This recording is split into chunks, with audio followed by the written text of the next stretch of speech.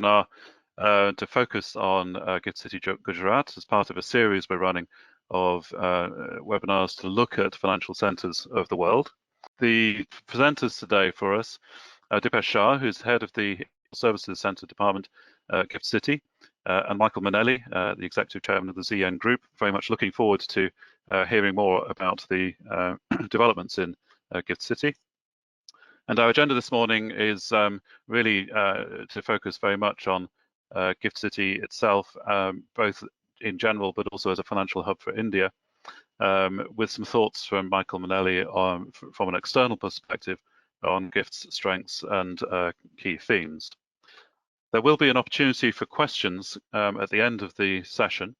To submit a question at any time, you can go to the dashboard, which is on the screen in front of you, find the questions tab and type in a question there. And we'll get through as many questions as we can at the end of the session. If there are any questions left unanswered, we can pick those up in writing after the event. But we'll go through the process for submitting questions towards when we get there. Finally, the slides for the webinar this morning are available in the handout section of the webinar dashboard. So if you want to find them, that's where they are. And finally, there will be a recording of this event, which will be available a couple of days after the event has taken place, and we'll email out details of that to you when it's ready. So without any further introduction from me, I'm going to invite Dipesh Shah to talk to us on Gift City and its progress.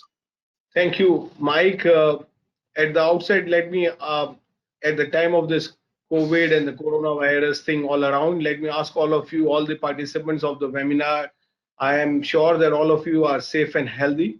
And we are sure that we as a world is going to come over of this crisis sooner than later. And we believe that every adversity provides some and the other opportunity for everyone to look at. And maybe with this background, let me quickly go through a small introduction on the GIFT International Financial Services Center. If you are familiar with what India is doing in terms of the financial services, you are already aware that it has a huge hinterland demand when it comes to international financial services.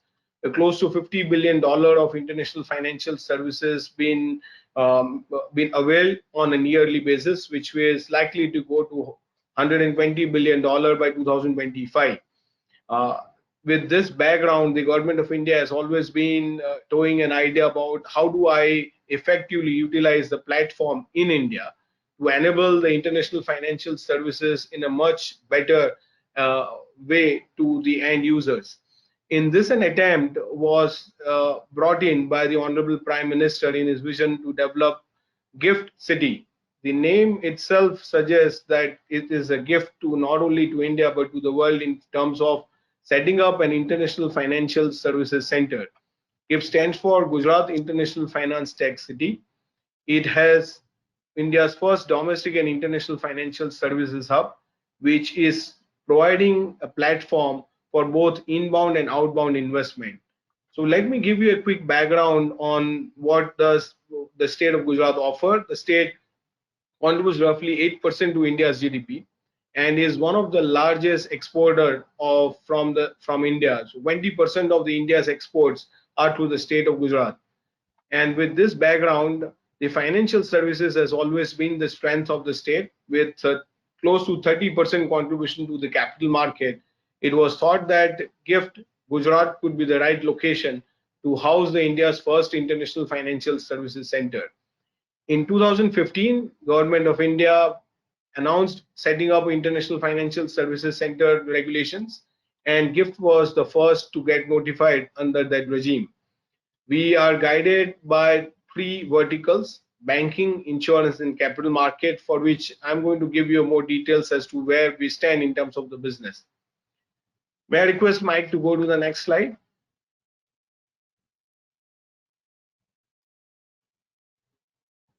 Mike, yeah. The objectives of setting up International Financial Services Center has been very strong. It is to emerge as a major economic power with a strong base of international financial services. It is also an attempt by the Government of India to strategize the development of a global financial hub in India. And it also helps it to provide a long-term provision for office space to accommodate high technology, economical, and commercial infrastructure.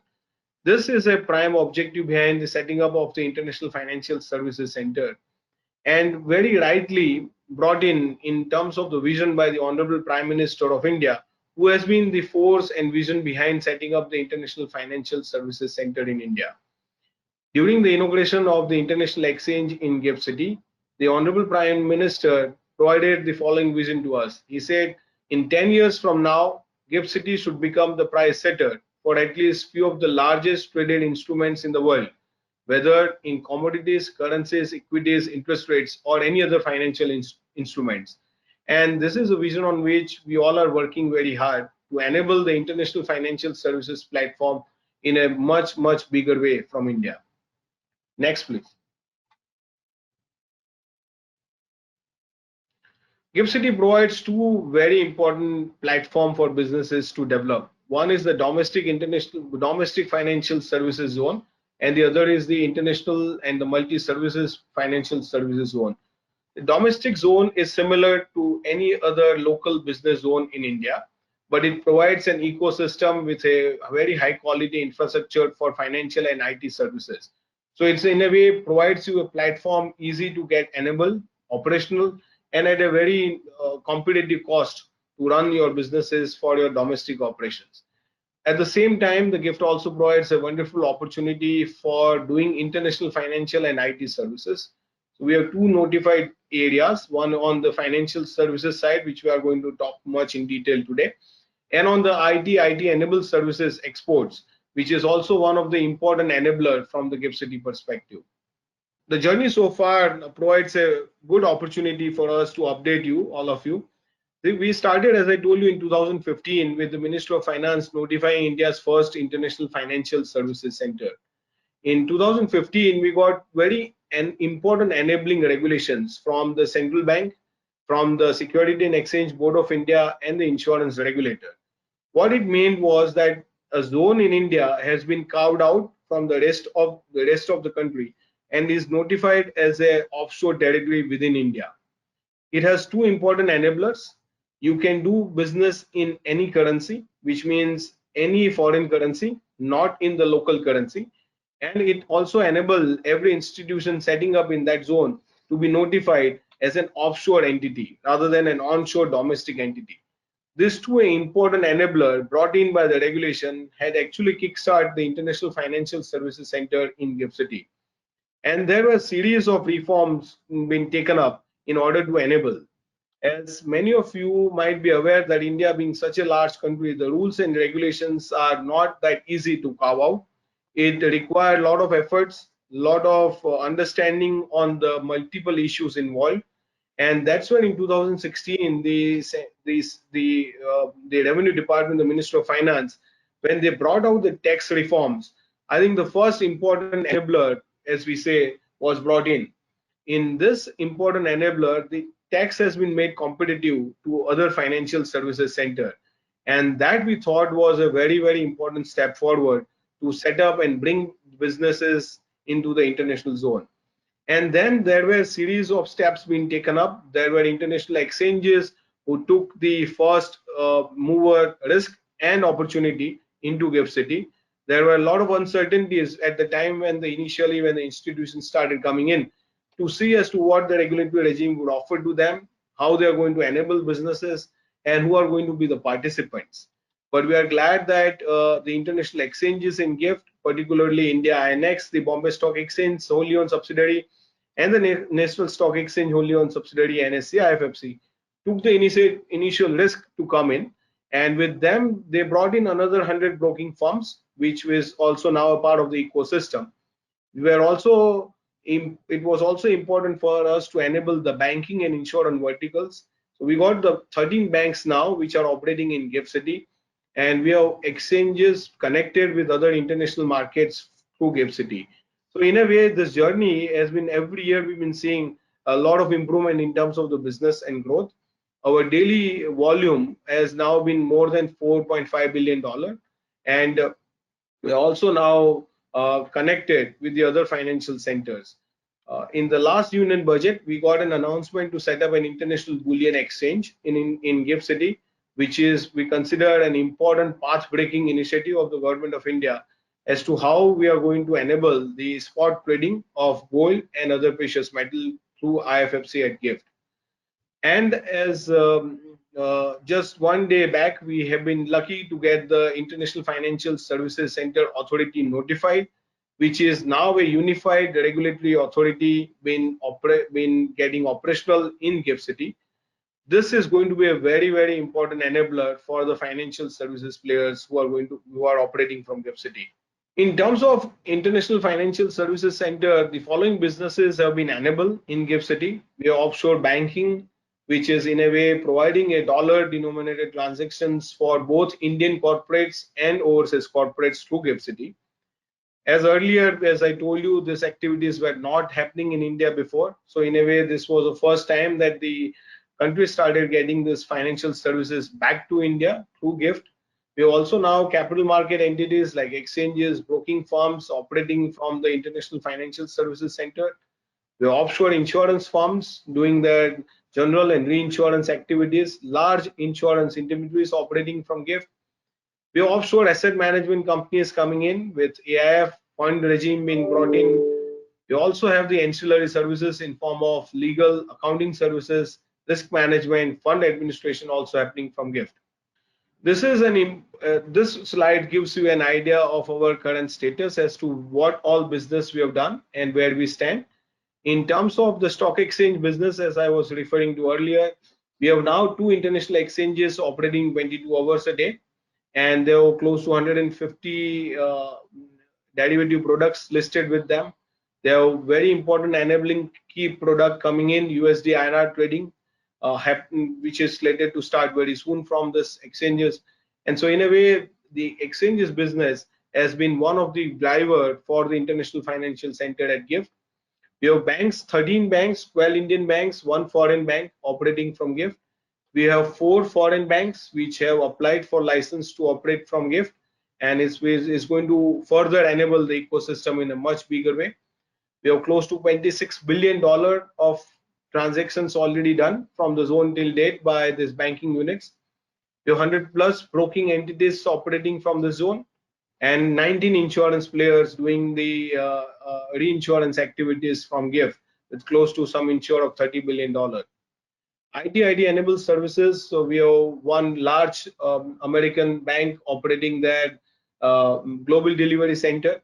And in a way, it is becoming a key enabler for other IT enabled service units to come in, because the cost of operations and the ease of operating both have been very well recognized by the financial institutions and IT institutions in GIFT.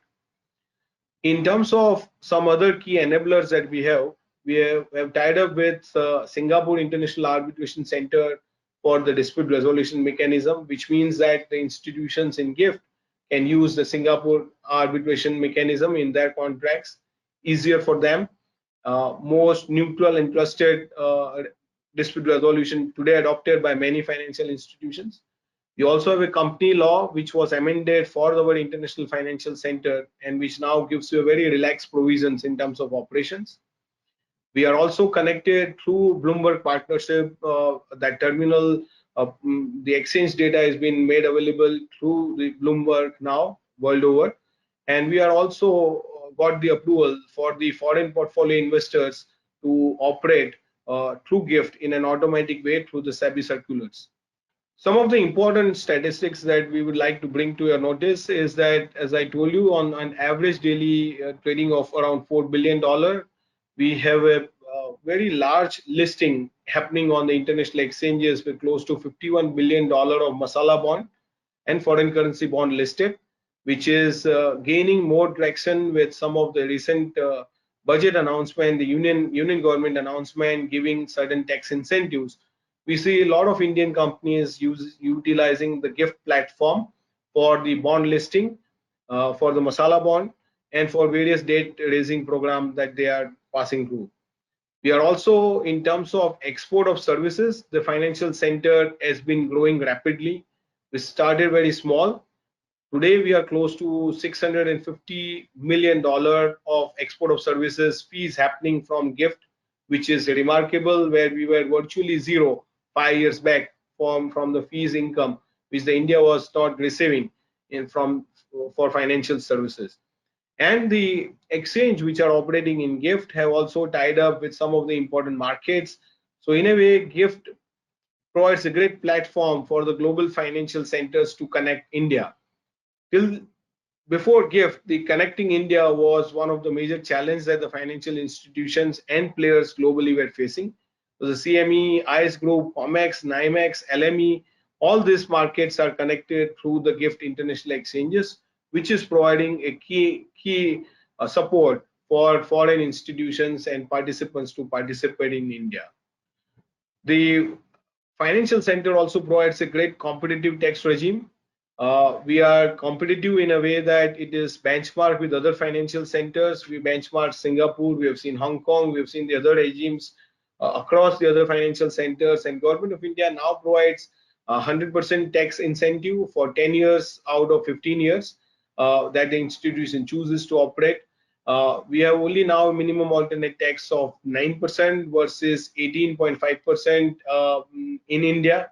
So in a way, this is a zone which is now competitive as far as the tax rates are concerned. We have no dividend distribution tax. There is no GST in terms of the services being offered from the zone for international financial services. And also we have exemptions from the local levies and taxes, which the state levy from stamp duty and other taxes. So in a way, this provides a very important platform in terms of providing the international financial services without loading the additional cost, which otherwise becomes uncompetitive for financial institutions when they operate. As I was referring to, this is a key enabler that the new International Financial Services Center Authority has now been notified, which is a unified single regulatory authority combining powers of banking of RBI, SEBI for capital market, and IRDA, the insurance regulator for insurance.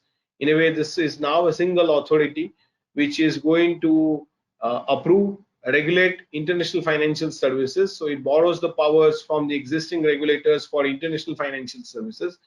Its head office is now in Gandhinagar, Gujarat, where the GIFT city is. So in a way, it provides institutions an easy access to the authority.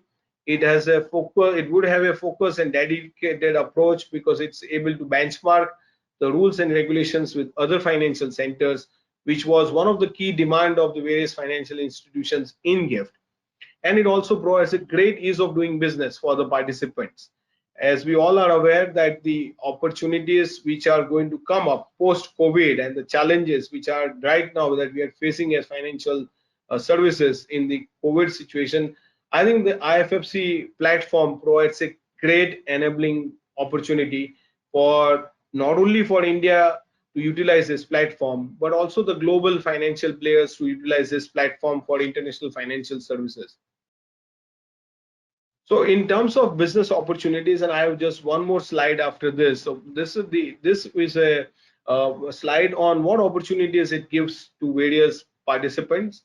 If you are from a banking side, you can do all offshore banking transactions through GIFT. You can tap Indian institutions, you can tap foreign institutions, you can tap global businesses sitting in GIFT, and you can provide services within the zone. It is becoming one of the key element of the success for the international financial services is the banking operations at GIFT. We are seeing traction emerging every day, and we are seeing a lot of excitement for the banks to get into many products based on the regulatory comfort of the regulators.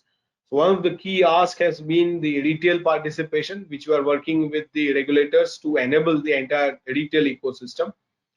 Insurance and reinsurance has never been done in dollar terms in India, and now a platform has been provided to undertake dollar denominated insurance in general insurance, life insurance, reinsurance, and reinsurance broking through GIFT, which is again we believe is going to be a key enabler. We have GIC Re, one of the largest India's reinsurer company in GIFT, which is setting up the largest aviation reinsurance business through GIFT. and that market is going to be the huge reinsurance business coming to GIFT City. We have capital market entities like exchanges, custodians, connected services, institutional broking, prop trading. We have alternate investment funds regime now been announced, and we have the India's one of the largest alternate investment fund player already applied for license to operate and is slated to get license soon. So in a way, the alternate investment regime, which is considered an important enabler where the other markets like Mauritius, Singapore, and others would be able to connect and utilize the GIFT platform in a much efficient way. Investment advisory is a new business made enabled by the regulators in GIFT. So you are an investment advisor sitting in any part of the world. You have now an opportunity to open an investment advisory arm in GIFT. South Indian institutions, South foreign institutions, South foreign investors through GIFT at a much competitive cost and at a similar tax incentives that you are getting maybe better than what you are getting in other financial centers. Portfolio management services is a key enabler and is a work in progress for us. It's in on last stages with the regulator. That will also enable many portfolio management service firms to come into the GIFT City. Mutual funds are going to become reality soon. The operating framework for mutual funds are work in progress, and that also will throw open a lot of opportunities for participation of foreign individuals, Indian individuals, and non-resident Indians into the ecosystem. We are also seeing the participation as a client from FPIs. EFI, a new terminology used, is eligible foreign investors. So if you are not in India as a foreign portfolio investor, but you want to use the GIFT platform, you have an opportunity to become an EFI under the regulatory structure which was approved. You can be NRI, non-resident Indians, you can be foreign individuals, and you can be Indian domestic institutions. You all can utilize this platform for availing various financial services. We also have a facility of a SNAP account, which is called Segregated Nominee Account Provider Services, which is similar to providing services by keeping the client data on a confidential basis and giving them the right platform to operate as they are used to in other financial markets. With this, my slides on the opportunities, the background, the current status is being covered. What we are seeing is in terms of the platform is that India has a great potential to do to enable many businesses. And in the next slide, I'd like to take you as to what are the new businesses that we are working on and which is going to be enabled very soon. International banking in terms of the entire retail ecosystem, reinsurance, international trading, aircraft leasing and financing is a piece which are working with the government of India, with the Ministry of Civil Aviation, and we are finding a lot of traction for firms to do aircraft leasing and financing through GIFT platform. We're working on international bullion exchange with the market participants, with World Gold Council and many other stakeholders to ensure that India gets its due platform to enable the gold spot trading, the precious metal trading, and it in a way becomes an enabler to the entire ecosystem. Alternate investment funds, listing of those funds, investment advisory in a bigger way, portfolio management services, as I was talking in the earlier slides. These are the key enablers which are coming in. We're working on the listing of GDR, equity, REITs. The GDR listing has been, all the regulatory approvals are in place now. So the Indian firms can do a GDR in GIFT platform. We are on just touching days away for getting the INR USD currency trading. We are also from 1st June, the OTC trading for the banks on the rupee derivatives been made enabled by the regulators.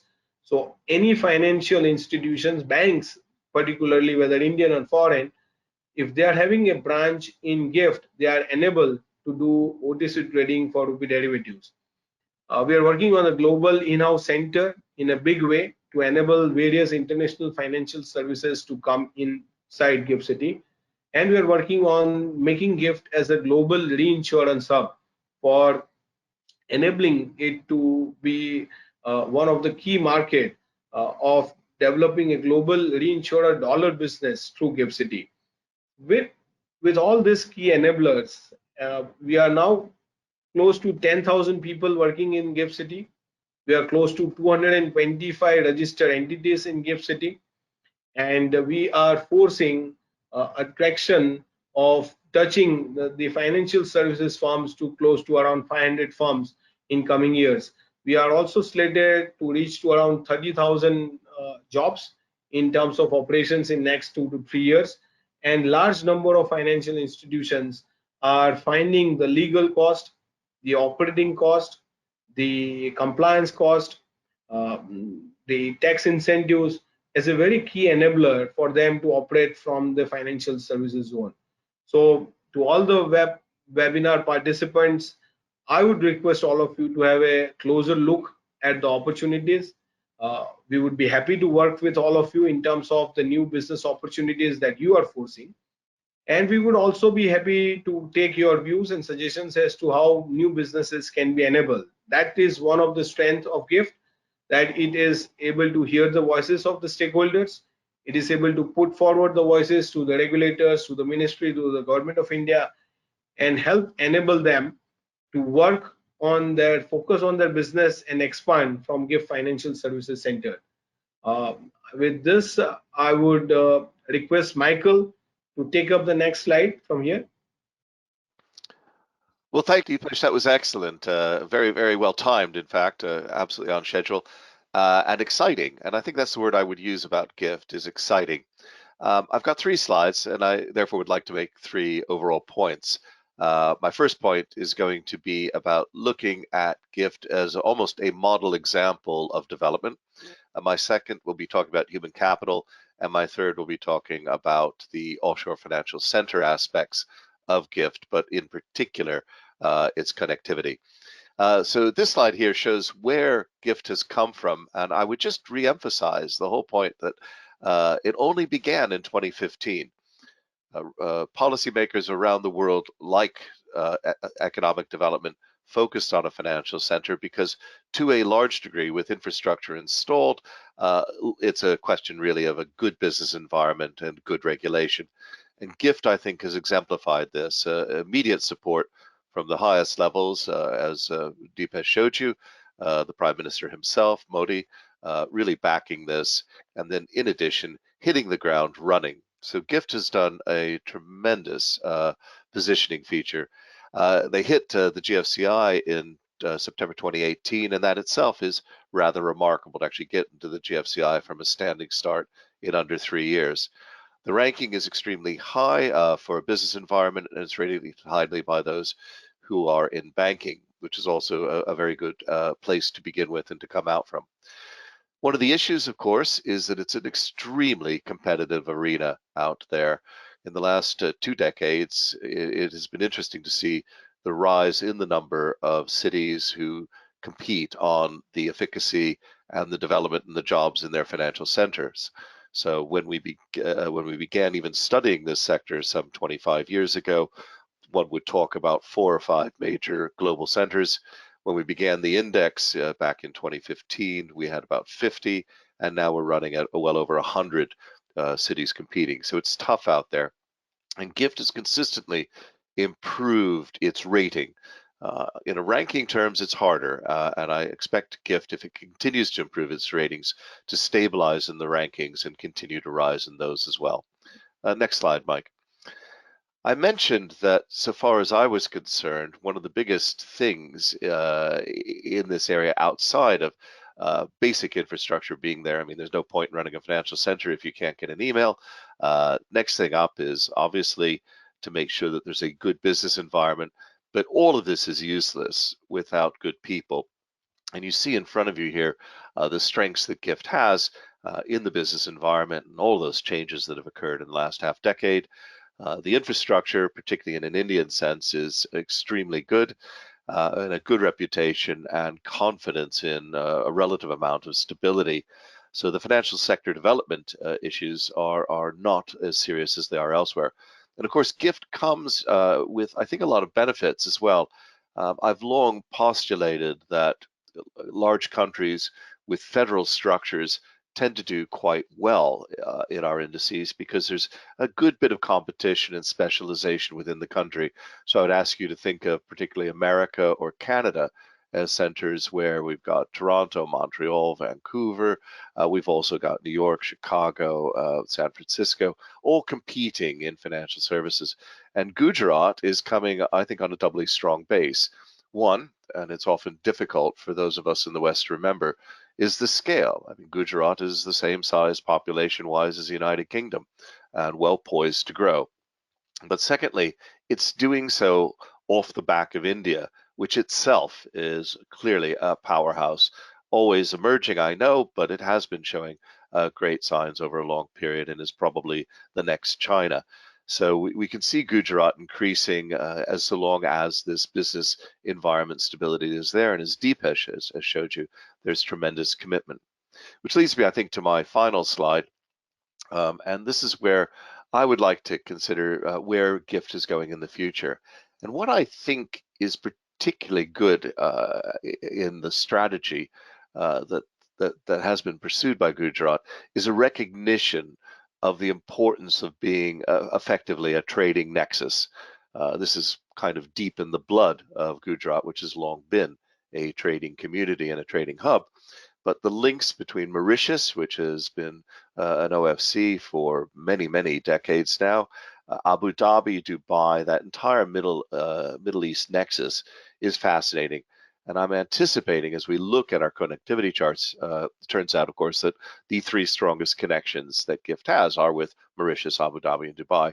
Clearly, those connections are growing as GIFT is growing in confidence, but it's that recognition by GIFT and by the government that offshore financial center structures are really helpful to international trade. This is not about offshore financial centers being used for tax avoidance or evasion, nothing like that, but just the simplicity of bilateral structures which allow people to create deals that they can treat fairly over long periods of time, and that mid-shore midterm stability that GIFT offers with access both to the Gujarat economy and the wider Indian economy, I think bode extremely well for the future. Thank you. So we have time for some questions, and we have a number of questions that have already been put into the panel. A lot of them are going to be for you, Dipesh, I think, in terms of the issues that we're interested in. And the first one focus on is a question about post-trade infrastructure. In other words, are there central depository custodians, CCP, as part of the GIFT City infrastructure and trade infrastructure? Sorry, Mike, the question is on the custodian infrastructure, custodian? It's like the post-trade infrastructure.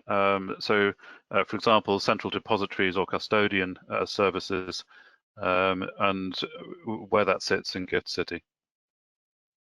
Yeah, so as a part of the financial center, the custodian are already licensed by the regulator in GIFT. We already have Kotak Bank, which is one of the India's largest private sector bank, licensed for the custodian services. And there are quite a few who have applied for getting the regulatory license. So answer to that is yes, we have the custodian infrastructure up, and it is getting strengthened with more players coming in. Super, thank you. Next question is, you mentioned the announcement of the unified regulator in GIFT City, and the question is, when will the regulator start operating and accepting applications? Yeah, so we have April 27 is a date on which the Government of India has notified the International Financial Services Center Authority, and they also notified certain provisions of the IFC Authority Act. So the way it happens in India is that the government goes gradual, because you don't want the authority at one go get started. You have to establish the authority office, you have to establish the chairman, the rest of the functionaries, and then you, on a date decided, you then take over all the functions into the new authority. We believe that date could be from today onwards in next 3 months or so. Thank you very much. We have another question on the scale of turnover, and just asking, could you just elaborate on the scale of business that's taking place in GIFT City? Yeah, so see, we are in two parts. One is the development of the city is concerned. It's a city development project in a way, as Michael covers in his report, that the financial center goes along like a city development project. It's not a standalone real estate project. You need to bring in the entire ecosystem in terms of social infrastructure, residential housing, the social amenities, all put together makes the financial center what they are in the various parts of the world. So what GIFT has done is we're close to around 12 million square feet of allotments have been done, which is with a size of close to $2 billion of investment been committed into the zone. And we have today the operational commercial of around 3.5 million square feet. We have more than 10,000 people working in the city, and we have the residential ecosystem coming in. We have also the 5-star hotel operating inside city and a 5-star business club operating inside city. We have a state-of-the-art school which is operating inside the city for the domestic and the international students. And we are in verge of getting in the foreign university, a hospital project, and some of the projects which are in the overall alignment of the city development. Thank you very much. We have a question about the notification of the IFSCA and the long-awaited commodity spot markets entry. And question, how long do you think it'll take before you have the first participant in commodity spot market? Sorry, how long it will take to get the first? Participant, the first person trading in commodity spot markets. It is already, the stock exchanges are already operational. In fact, if you do a survey of the 104 centers in the Global Financial Center Index that you capture, Mike, it is, as per our research, we have not seen most of the financial centers having international exchanges operational till very late in their years of operations. However, in GIFT, what we have seen is 2 international exchanges coming in as early in the first year of the operations of the financial center. And in last 4 years, now we have both the exchanges operating in the city and close to $4 billion of volume transactions per day happening in the city. So trading is already going on every day for 22 hours. Only 22 hours. I think you need to up that a bit, Dipesh, you know. We've got a question about working from home and the IT infrastructure being the new normal in the current state of the world. Maybe a question for both Dipesh and Michael, really asking whether this changes things in terms of the future direction for GIFT City, and maybe Michael also, what are the impacts on London and elsewhere? But Dipesh first. Yeah, I think our fingers crossed. Till date in GIFT City, we don't have any coronavirus case at all. It is free of COVID-19. And touch wood, fingers crossed. Our institutions are operational. We have no stoppages apart from the voluntary stoppages by the institutions themselves, deciding few of them to work from home. Else, the city is quite safe from this perspective. But I think the question is very valid, that going forward, what is going to be the nature of the work for a financial center? I believe that some of the institutions which are in GIFT have already taken the space inside GIFT, have turned around their interior in such a way to accommodate the social distancing at work. So the normal norm has been to get as much as people sitting in one room, versus now the norm is to how I efficiently design my workplace.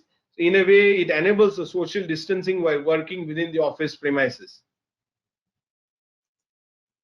Michael, any thoughts? Yes. Well, yeah, we're certainly getting this question a lot. What does the idea of almost intensive homeworking and video conferencing mean for clusters?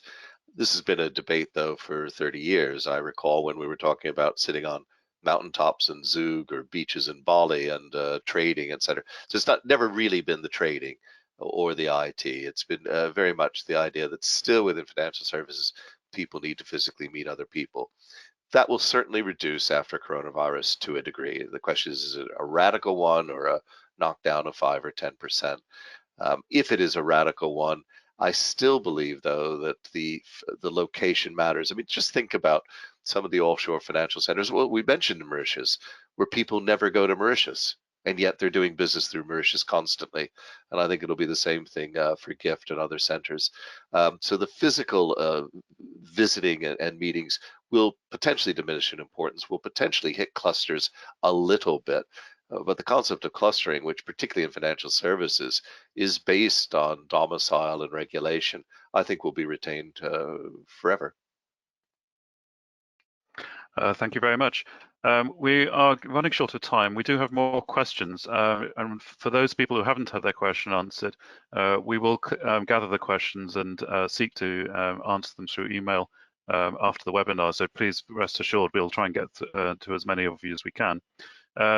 Last question in the time we have available for Dipesh, asking, are there particular requirements or thresholds to set up a business in GIFT City? And really, are the opportunities there for entrepreneurs and startups? Absolutely. I think the GIFT stands for the Financial Tec-City, and we very much work on getting the financial and the technology startups. We are working with some of the large projects to getting the large ecosystem for the startups in GIFT City. We already have in our domestic zone a startup ecosystem for people to operate from, a ready plug and play offices made available. And in our international zone also, we are working with one of the large institutions to set up a large scale startup hub inside GIFT.